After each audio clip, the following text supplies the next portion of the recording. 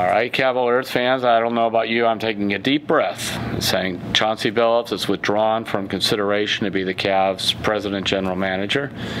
A thought just occurred to me. If David Griffin had been fired by some other team and were available, let's say he had been let go by the Toronto Raptors, he'd probably be the leading candidate for this job. Of course, the job that David Griffin was fired from last month. Dan Gilbert, the Cavs owner, has a problem.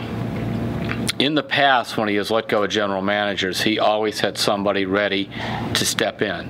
And you can go all the way back to when he fired John Paxson after taking over the Cavaliers. He had Danny Ferry, his eye on Danny Ferry, and was able to hire him. When he fired Danny Ferry, or Danny Ferry left, Chris Grant was right there as his assistant. When Chris Grant was fired, David Griffin was right there as the assistant to Grant. Let's go of Chris Grant, and furthermore, Grant's top assistant, a guy that NBA people have told me is a GM in waiting, his name is Trent Redden, he also quit. That's because Dan Gilbert thought he had Chauncey Billups ready to go in the back pocket, just like he had these other guys. Well, turns out Chauncey Billups isn't so ready to go. Had doubts, and for whatever reason turned down the job. It may just be it found it too encompassing. I'm not sure what the reasons are. But in the end, he's not taking it.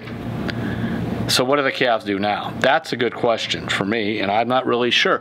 The guy who's been running the show the last few weeks, his name is Kobe Altman. He's been with them since 2011. He is what's called player personnel director.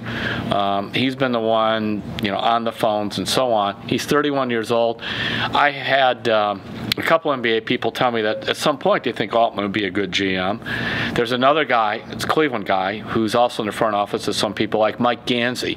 His last job was as the general manager and player personnel guy of the Canton Charge, their D-League team. He's in the front office, and the same thing I heard about him. At some point, he could be a good GM. But this is not a training wheels job. LeBron James is going into the last year of his contract, big pressure to win, lost to Golden State. Does Dan Gilbert now turn around and hand it over to Kobe Altman and these other younger guys he has in the front office? If he does, it's a big risk. But if he doesn't, I'm not sure where he goes. There's some, guys floating around or fired from other teams and so on. As I mentioned before, the one general manager with experience is available is David Griffin. And now you just circle on back to the summer of 2016. Right around now, in the month of July, is when Dan Gilbert extended the contract of Coach Tyronn Lue, and he should have done the same thing at that point with David Griffin, and we wouldn't be in this spot right now. So right now, Dan, this is your mess. You got to figure out a way out of it, and you got to be smart because the stakes are very high.